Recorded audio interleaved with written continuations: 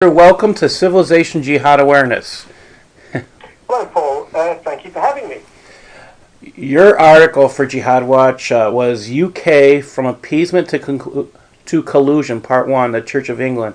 I found it extremely important because, Church of England, this is the, over here they call it the Episcopal Church, but it is one of the founding churches of Protestant movement. I found it extremely important to think that this is happening in that particular church. And I want the world to hear about this. And with the problem of mass migration of Muslims, which is also known as the Hijra, has come, how bad it is in the UK.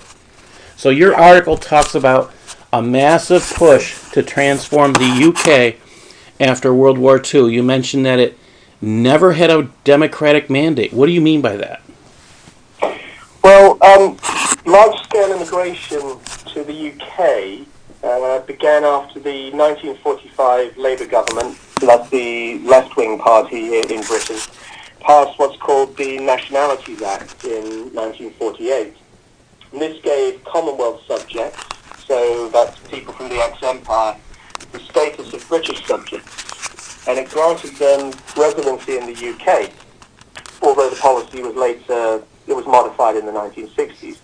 So although the point is debatable, as the UK, like America, is a representative democracy, what I mean by no democratic mandate is that this piece of very important legislation, it wasn't mentioned in the Labour Party manifesto for the 1945 elections, so no one in the general population voted for it. From 1948 onwards, a steady but digestible flow of immigration continued into the UK, and there were many positive contributions to British life from this. But begun by Tony Blair, net migration trebled in 1998 and has continued at historic highs to the present day. So, for example, between 1998 and 2016, immigration has been between 400,000 and 650,000 per annum, with 43% of that being Muslim immigration. So that's that's 400,000 to 650,000 per year? Correct. Wow. And 43% of that being Muslim immigration. So what you have there is Blair's government effectively stopped enforcing immigration law, and arguably thereby becoming a criminal government. And the Conservative Party, in subsequent governments, they've just continued that. Now, there's a lot of speculation as to government motives for opening the floodgates for immigration like this. But according to Blair's aide, a guy called Andrew Nether, it was done to, quote, rub the political right's nose in diversity and render their arguments out of date, close quotation. So in other words, Blair was aiming to permanently transform the UK through mass immigration, deliberately swinging demographics in the left's favour, as immigrant and immigrant-descended communities, they overwhelmingly vote Labour, like Democrats in the United States. So being extra legal, this opening of the floodgates to mass immigration was, again, it wasn't put to the British public in any of Labour's election manifestos.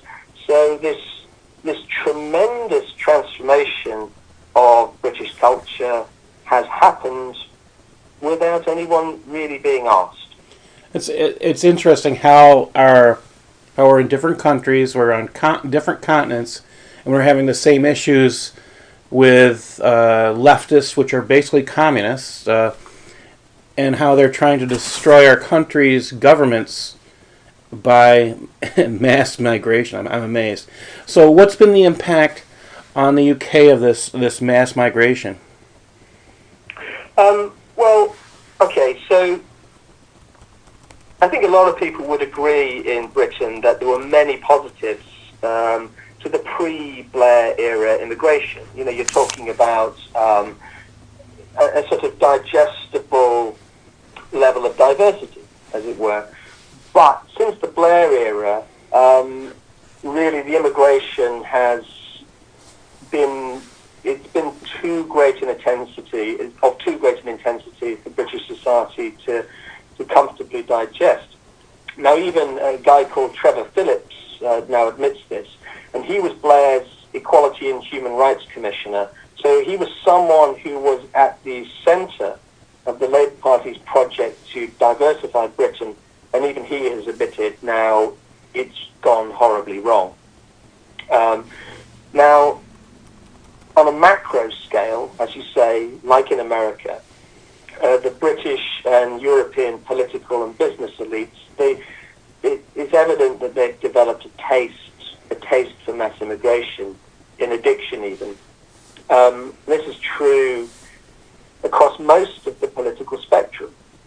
So for the political left, as you say, mass immigration provides them with new voters, and it ideologically is internationalist. And it kind of breaks down the society that they're sort of revolutionarily kind of set against. And for the centre-right, you know, in America you call them rhinos, I believe, Republicans in name only, right? Yes, definitely. For the centre-right, flooding the labour market drives down labour costs, of course, and this, in a way, this recreates the conditions of 19th century capitalism, which are heavily in the boss's favour. So the left and the centre-right, they've aligned in what we now call globalism, and all of these vested political and corporate interests, they want mass immigration, despite between 70 and 80% of public opinion across nations objecting to it. And plainly put, this is an attack on democracy. So where the UK now is with mass immigration, it's a state of affairs where the native British are a minority in London. So 45% of the capital's population is native British. And native Brits are also likely now to be a minority in Birmingham, the UK's second city. In the foreseeable future, Pew Research predicts the UK's Muslim population in a medium migration scenario is going to reach 16.7% by 2050, and that's probably an underestimation. And Oxford University professor of demography, a gentleman called David Coleman, he's calculated that nationally the native British population will be a minority by 2066.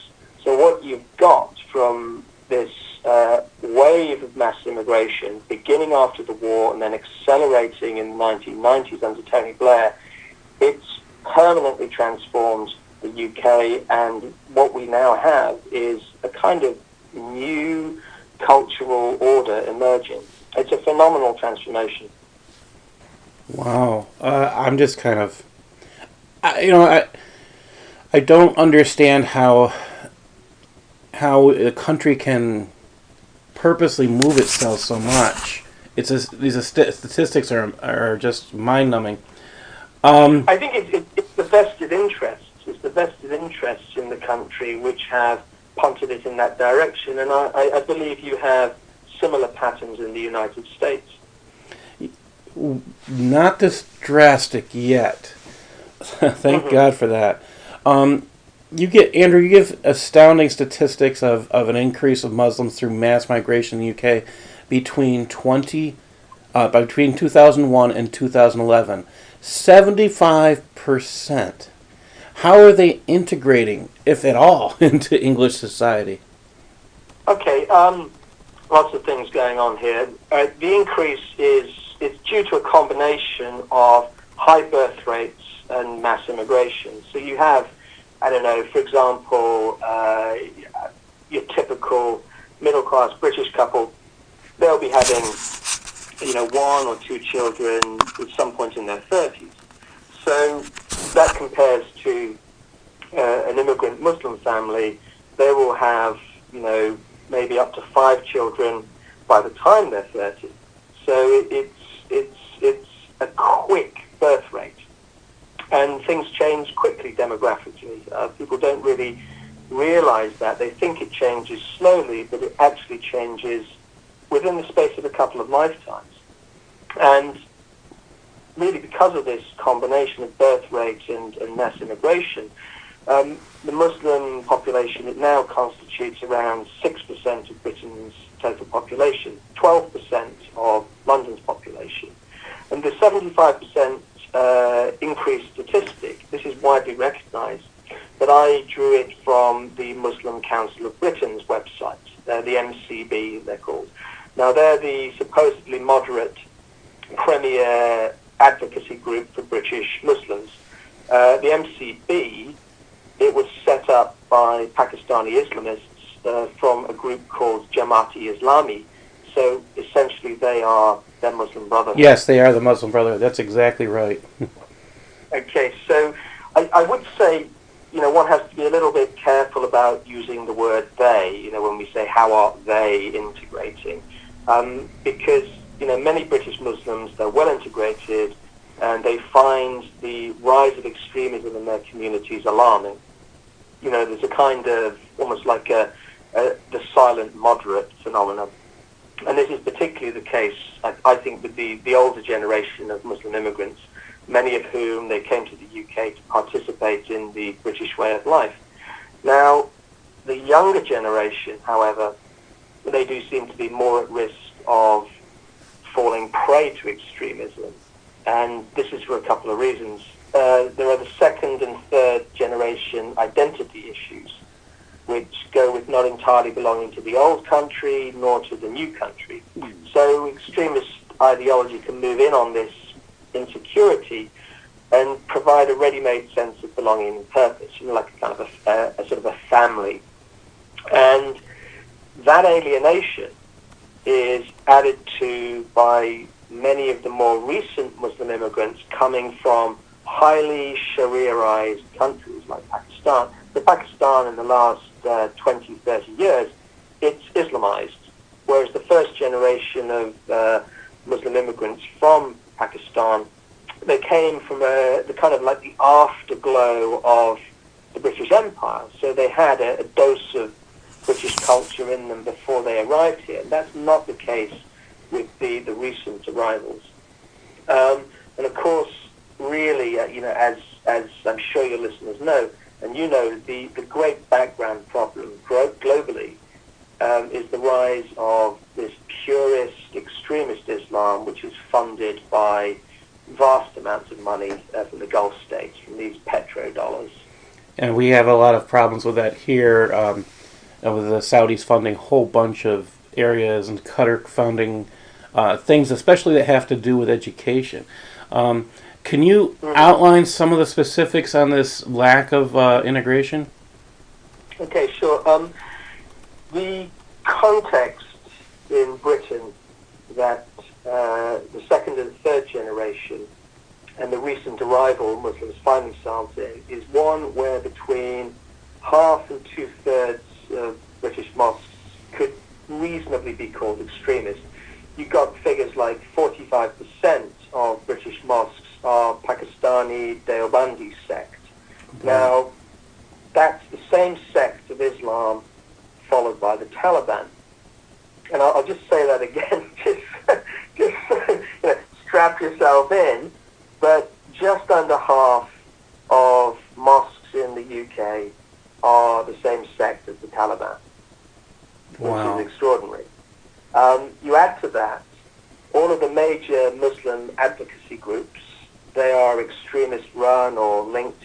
So we're talking about the Muslim Council of Britain, the Muslim Association of Britain, Islamic Society of Britain, Muslim Engagement and Development, and the various Islamic charities. There is no government oversight or regulation of mosques, mosque schools, or Islamic centers. So on an institutional level, Islam in the UK is predominantly anti-integrationist and extremist leaning. And this upcoming generation of British Muslims, the people who are growing up now, they're being heavily influenced by these organizations, so the problems is getting worse. And This is a problem the British government simply will not openly admit to. Perhaps they won't admit to it because the rise of Islamic extremism and anti-integrationism, it's partly their fault. Successive governments have permitted uncontrolled mass immigration, which leads to the phenomenon of large immigrant enclaves. That makes integration impossible. Recent governments, they've also failed to enforce the law with elements of the Muslim community. So most glaringly and shamefully with the largely Muslim rape gang epidemic. And governments have also failed to aggressively pursue jihadists living in the UK on the understanding that these terrorists, they fight their jihad abroad, and often in concert with British geopolitical interests, like, using jihadists to topple Gaddafi in Libya, for example. Now, a large part of this problematic appeasement is that all the major British political parties, they're different shades of liberal. It's the same liberal dish served with three slightly different sauces, if you see what I mean.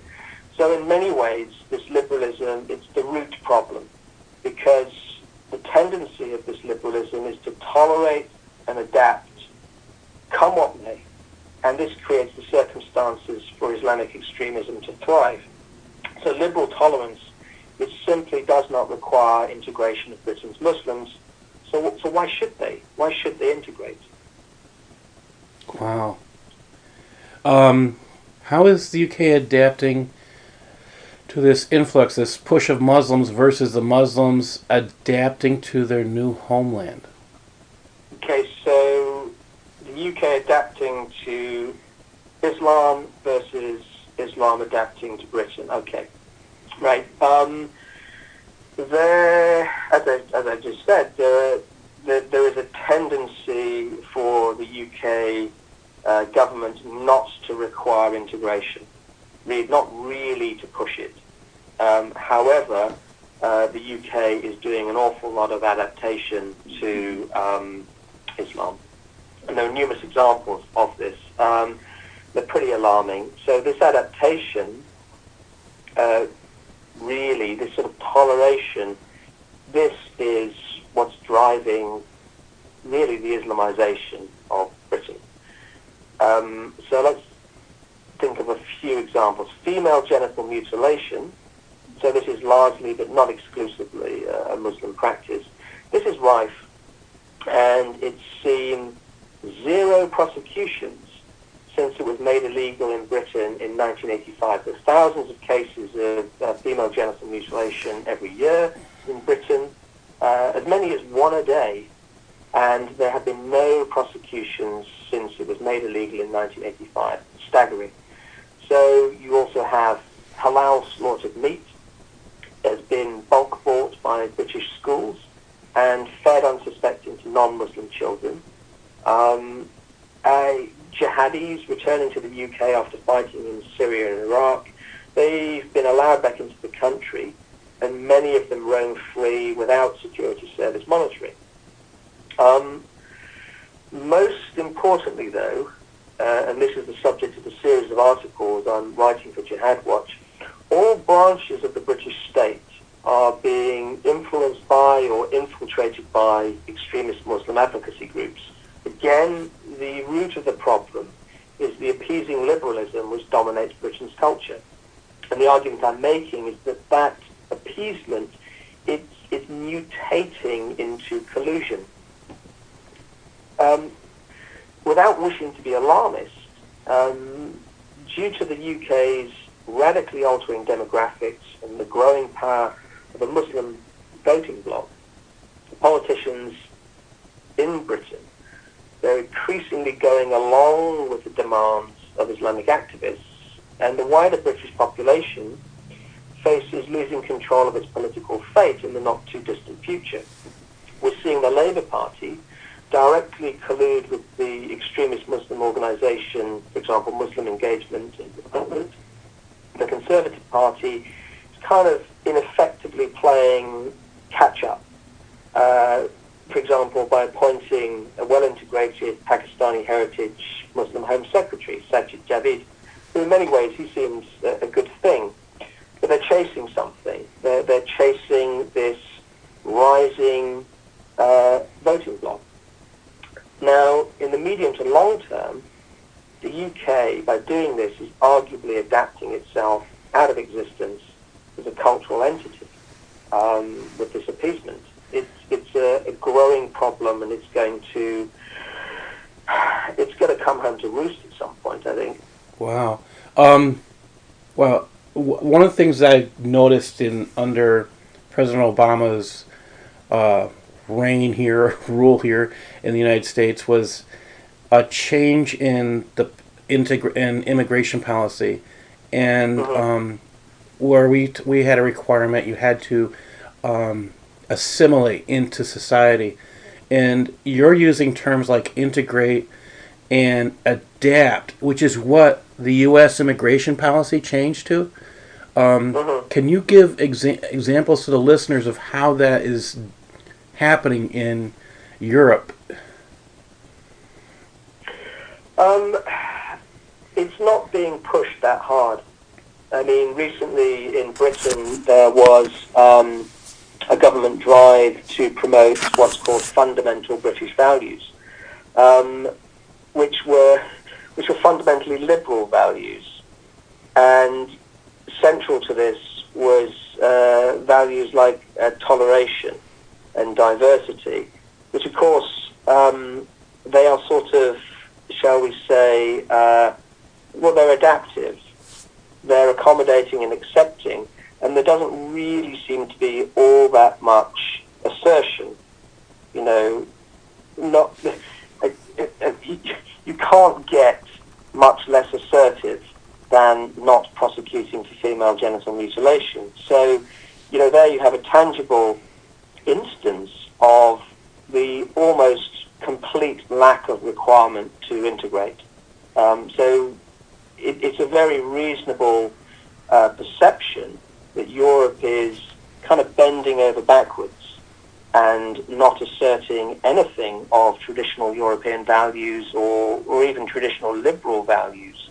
Liberalism has, you know, as Karl Popper pointed out, the philosopher, liberalism is now, it's sort of tolerating intolerance, and it's being destroyed in the process. I think that's, wow. I think it's fascinating you're using the term FGM when we're talking about this, because we had a case in the United States recently where a judge decided that our law against female genital mutilation is unconstitutional.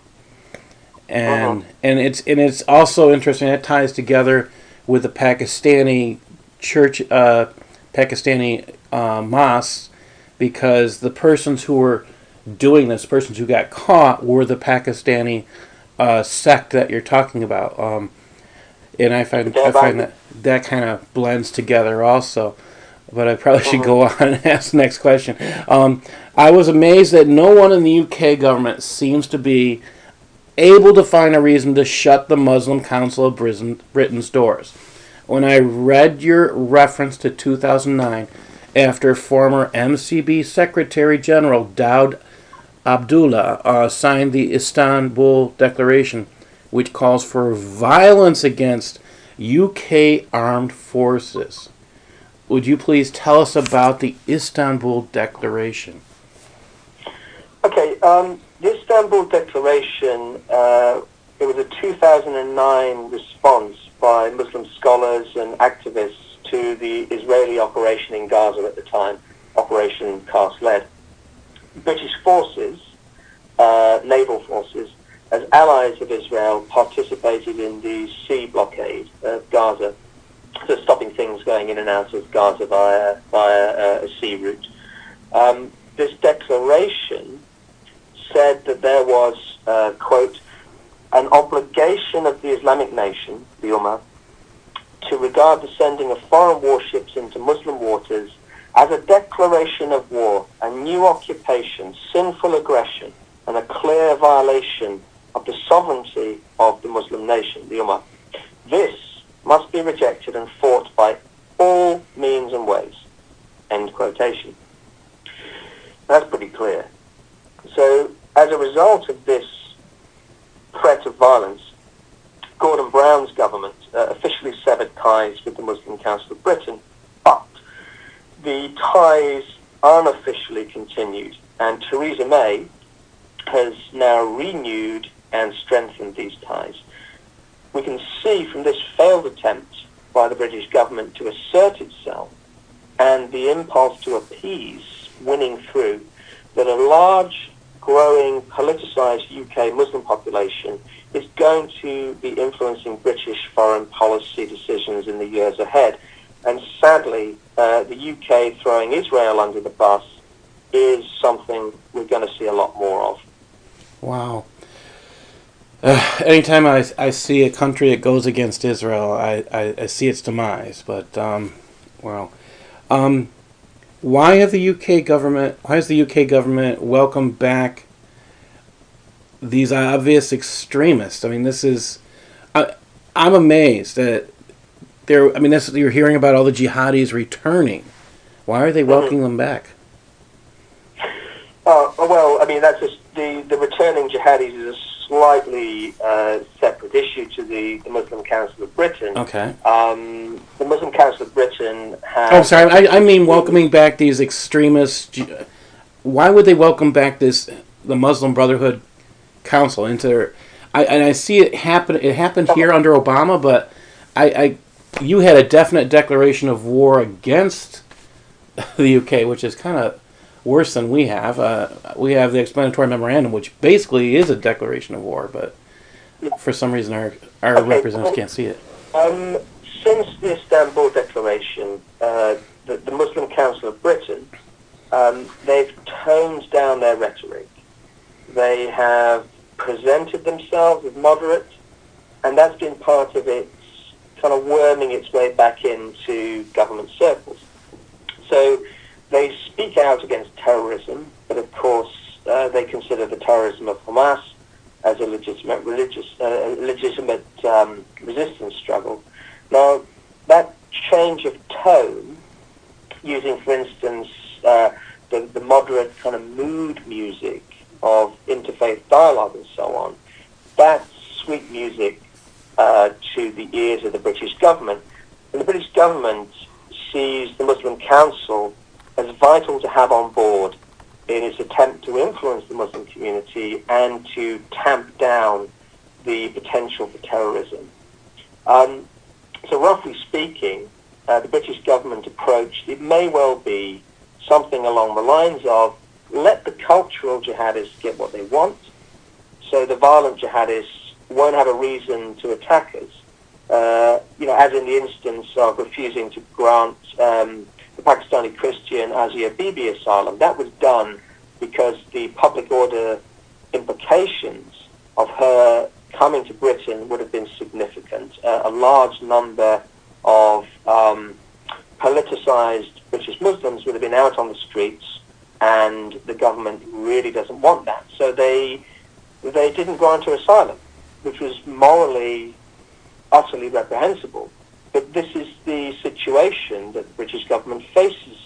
They in a way, they're being hardballed into going along with this stuff because the implications of serious trouble are really quite significant. So if this is what the British government is up to, that's in line with this Salafist idea of Ak Aman. It's transliterated as AQD, separate word AMAN, and this is what's known as a covenant of security. So this is an Islamic extremist principle of not attacking non-Muslim countries which provide Muslims with security. Now, that may well be the loophole that the British government is trying to kind of wriggle through, but it's a snare. It's a snare which will tighten because it entails creeping Islamization. And then, further down the line, there's the end game of the Islamists. So given that the Muslim Brotherhood strategy is to infiltrate and embed itself in a non-Muslim society, slowly gain strength, then finally use violence when necessary, a non-Muslim government abiding by this covenant ultimately faces either conflict or total submission. There's no positive outcome. So the Muslim Council of Britain, which has well-documented Brotherhood links, it seems to be very effectively playing the British government along these lines, snaring it into collusion. But the basic British government's objective is to try to in some way diffuse the situation. And as part of this attempt to diffuse the situation, they are trying to get the Muslim Council of Britain on board. But that's a dangerous game to be playing. Wow. It's definitely... what you're talking about, it seems not so far in the future here, which is scary. And this is stuff I've been writing about and warning about, but it's scary to think that some of this stuff is already that far ahead in the UK. You talk about your government knowing it is dealing with the Muslim Brotherhood. In fact, you state that the Prime Minister Theresa May knows exactly who she's dealing with because of the Jenkins Report. Could you share with the listeners what this is? Right. Okay. The Jenkins Report was done in 2014. It was ordered by David Cameron's government at the time, and the Jenkins Report is also known as the Muslim Brotherhood Review. So John Jenkins, he was the British ambassador to Saudi Arabia, and the Saudis are currently they're not keen on the Brotherhood. So make of that what you will. The review was commissioned by Cameron to establish the precise nature of the Muslim Brotherhood's subversive activities in the UK and how they facilitate the growth of extremism and terrorism. So basically it was an examination of what are these people up to, what are they doing. And the review, there's access to an abridged and censored version of the review is available online. But the review was, and it remains, largely censored. And it was countered by another branch of the British government, the Foreign Affairs Select Committee. And they wanted a more favourable view of the Brotherhood. Now, we can only speculate as to why that might have been, but the Foreign Office has Arabist leanings, which date back to the First World War and Lawrence of Arabia, and obviously the British government has a lot of dealings with the Gulf states. So who knows? Who knows what's really going on behind the scenes, but something definitely went on. Now, Theresa May was Home Secretary at the time of the review, therefore she would have had access to it, she knows its contents, and that means that she knows the true nature of Islamic activism in the UK, but she has strengthened and deepened ties with the Muslim Council nonetheless. Wow. Make of that what you will. And that is surprising. When here we were the biggest issue we deal with is a group called CARE, and for a while they were banned, but now they re-strengthened their ties. They solidified everything back with the federal government under Obama, but things are bad. You call it is possible that the British government is, maybe seeing Trump as a kind of an unfortunate blip, and that they are continuing with effectively the Obama Doctrine, which is to try to kind of shear off the non-violent extremists and get them on board, and separate out the violent extremists from the non-violent, and therefore they try to take the wind out of the sails of the violent extremists. It's giving them. It gives them both. It's not a wide strategy. it gives them both what they want, that's the sad part of it. They both want the same thing. They both want to transform the country into a Muslim country. Whether it's here or there, they have the same goals, the violent and the nonviolent. So, and that's the sad thing. They don't see it. Andrew, you call this... Or maybe they do see it, and it's short-term political expediency. Because really, what you're talking about with the cozying up of liberal governments to the non-violent extremists is a kind of it's kicking the can of the problem down the line, so it becomes someone else's problem. That's a good way to put it. Because politicians, they basically only think of the immediate future. They don't think long term because they think about what affects their vote towards them. They think it's election cycles. Yes, that is the sad truth. You call crossing the line from appeasement to... You talk about crossing the line from appeasement to collusion. What do you mean by this? What I mean is that at a certain point, doing as the bully says, in other words, appeasement, can mutate into becoming basically the bully's sidekick, which is collusion. Now, the situation the British government faces is that Islamic activists have promulgated this victim narrative among British Muslims, the spectre of so-called Islamophobia.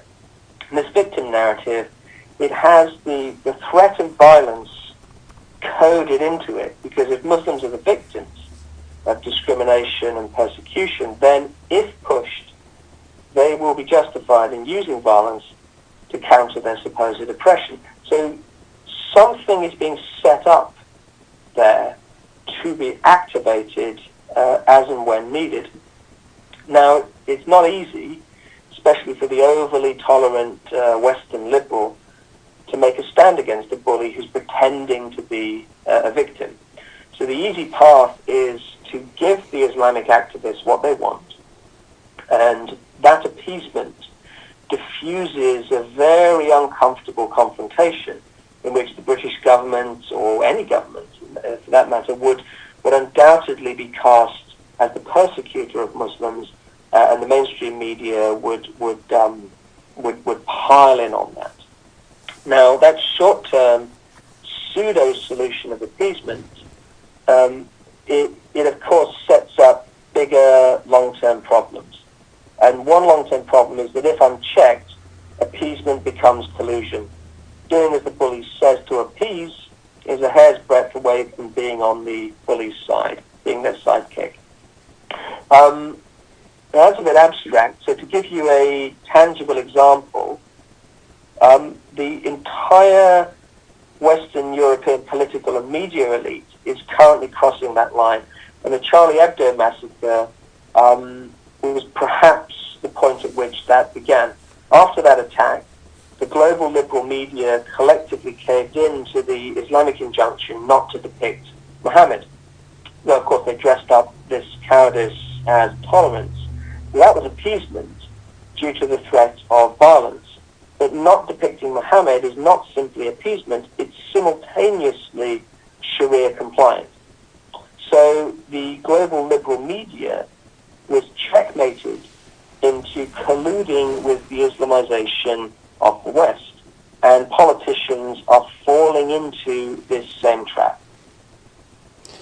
Well, the first thing that shocked me in your article, Andrew, on the Church of England was this willingness of an archbishop, which is the head of the Church of England, underneath the Queen, to enter into interfaith discussions with jihadi-type Muslims. You call them the extremists. What made me stop and take notice was your statement. A former Archbishop of Canterbury, Dr. Rowan Williams, advocated the absorption of aspects of Sharia law into the UK legislation. This is beyond my ability to comprehend. I don't get this. Can you tell our listeners a little bit more about this? Okay. Well, I don't see the former Archbishop as doing anything that's any different from the rest of Britain's liberal elite. He seems to be sticking his head in the sand along with the rest of them. He might hope that as fellow theists in the Abrahamic tradition, Muslims might get on board and integrate if their religious needs are catered for. For instance, by the official sanctioning of Sharia courts for, intra-communal Muslim issues like divorce and so on. He might also hope that the most moderate version of Islam is going to eventually prevail in Britain if Britain's accommodating enough. As you point out, though, these hopes ignore the facts and therefore seem to be rationalizations underpinned by fear. And the fear may well be that Islam won't adapt and that Britain therefore has an insoluble problem on its hands. I can't believe that a highly intelligent man like Rowan Williams doesn't see this. So his statement is perhaps a blend of wishful thinking and psychological denial. I was also shocked by Williams' willingness, Archbishop Williams' willingness to somehow remain ignorant. Like you're saying, it might be denial, but he's excusing willful connections of the ISB to terrorist influencers such as Saeed Qutb. What do you think of this type of collusion with an enemy organization by a leader of the Church of England? Does it say to you and others that the head of the C of E is not a Christian? Okay, the ISB is the Islamic Society of Britain, and they kind of dress themselves up as progressive, but they are influenced by this extremist strain within Islam and the Muslim Brotherhood people like Qutb. For example, the ISB, there's a member of the Islamic Society of Britain who has a counselling service, a relationship counselling service. But when you look closely, the relationship counselling service is really, it's a kind of rebranded Sharia court.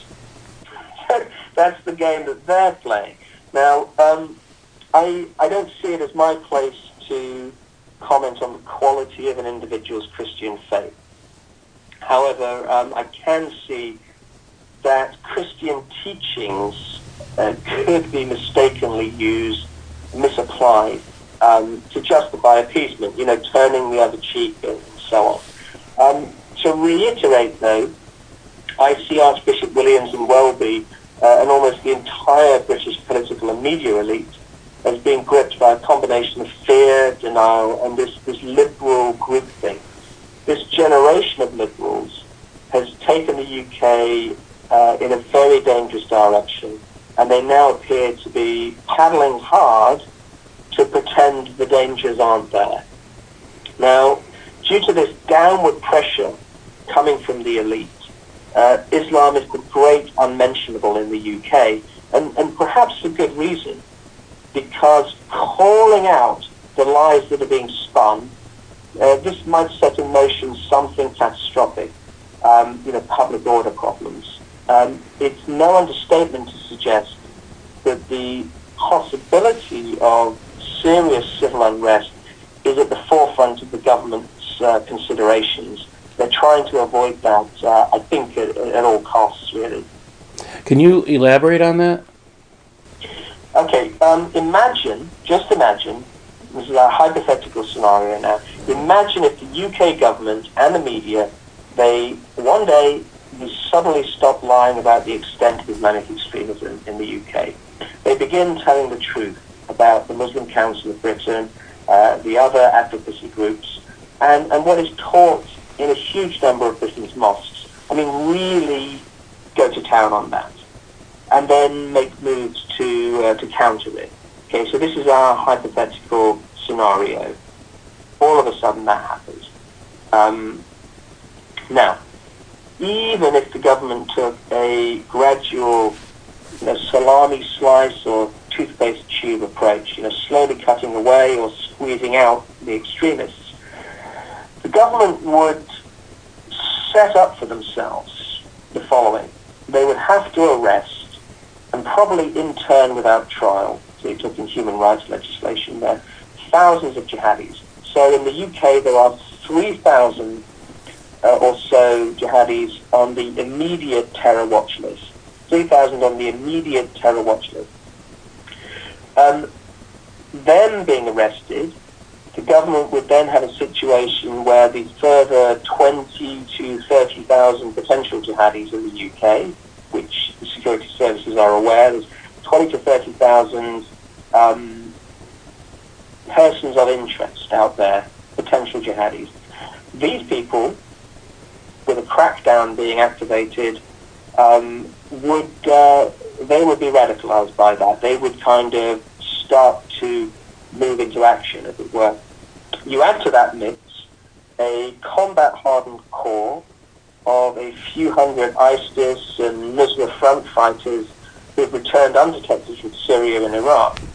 Then you've got up to two-thirds of mosques and madrasas, the mosque schools. They would be in line for closure, with many extremist imams needing to be deported. So, human rights legislation would be shredded in this kind of scenario. And all of that simply could not be done within the existing liberal paradigm. In this hypothetical crackdown, as the government moves against extremists, the victim narrative the Islamic activists have been cultivating in Muslim communities for years, that would be amped up, and then violent resistance would then be justified. Sooner or later, the call to jihad would rise up.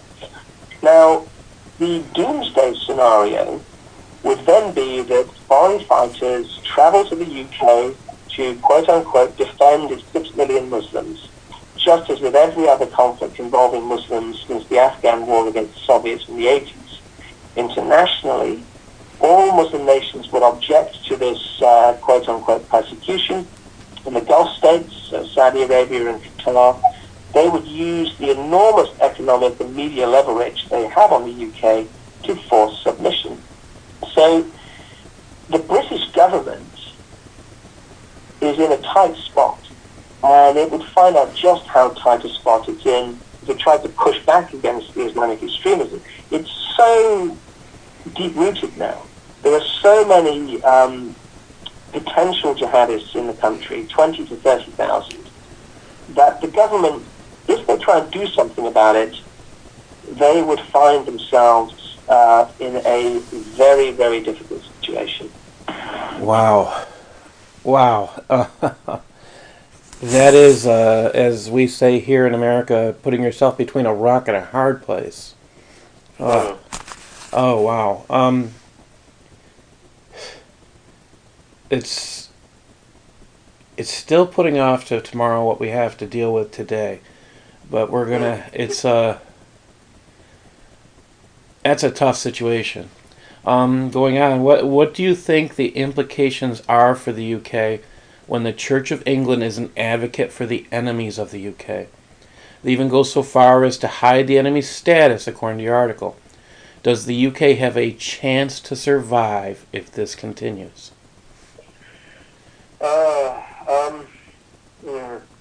Well, as things stand, if the UK continues on its present course of appeasement, its long-term future seems likely to be, or will be, very bleak indeed. Culturally and politically, it will be a slow death. Wow. As I've just outlined, though, if the poisonous nettle of Islamic extremism is grasped in the short to mid-term, then there's the potential for this doomsday scenario. So frankly, the British government is over a barrel either way. And like we said earlier, the tendency of politicians is to focus on the short term and the election cycle, and to not, let sleeping dogs lie. So the general tendency is really to allow the problems to mount up to the long term. And that's going to be bleak. Where the UK is now, advocating to the enemy, as you say, in the guise of liberal tolerance, this is near ubiquitous across British public life. And that's really that's the theme of the series of articles I'm writing for Jihad Watch. Limited opposition to this Islamization, this appeasement moving into collusion. The limited opposition that there is from activists or from the non-mainstream political parties, the fringe parties like the United Kingdom Independence Party, known as UKIP, that's widely smeared as supposedly far right. And there's this strange, almost totalitarian atmosphere in Britain where people implicitly understand that they should not talk about Islam. Don't go there. Don't talk about it. Don't mention it. Now, that unspoken is a vacuum, and the Islamic extremists are drawn into that vacuum. They depend upon it, and they capitalize on it. They have, in a sense, created a no-go zone in the minds of Western liberals. And from there, they will continue to push out and take more and more ground. Wow. I want to give you this is awful lot of information, and I'm sure our listeners are just going to be racking their brains, probably playing this interview back a couple of times, because this is kind of mind-numbing, a lot of this information. Andrew Jones, can you tell people how they can follow your work and where they can learn more about what you're doing?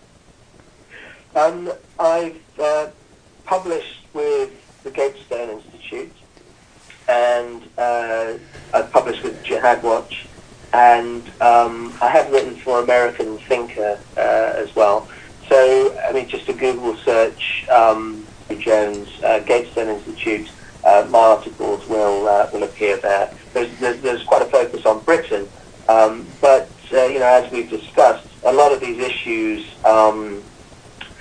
it's where America will be if America makes the same mistakes as Western Europe. Britain, we look to Sweden and Germany and France, and we see really where we're heading. And I think, we're kind of like a step behind France, for example, and I think America is a step behind Britain in this terrible process. So, the election of Donald Trump, was something which can stem this flow, this kind of drift towards where we are for America. But that might only be a temporary stop. The Muslim Brotherhood operatives, they are dedicated, they are smart, they are very well funded indeed, and I think crucially they are thinking in terms of centuries. Yes. They have the next 100 years. They just click their beads and wait. They just do their thing and wait. They can wait and wait and wait. If it takes 100 years, it's not a problem. They are doing everything under the eye of eternity, shall we say. Whereas our feckless politicians, they're thinking in terms of personal ambition, and they're thinking in terms of limited party political gain and power. So, in a way, part of the problem for the West is that it is unable to think religiously. And the Brotherhood, they think religiously. They think in terms of the grand sweep of human history. And that's why they're currently able to outmaneuver us. I agree with you. I want to say thank you for joining us. It's It's been an honor, and I'm going to have you back. This is a really powerful session. Thank you very much. Thank you very much, Paul. God bless America.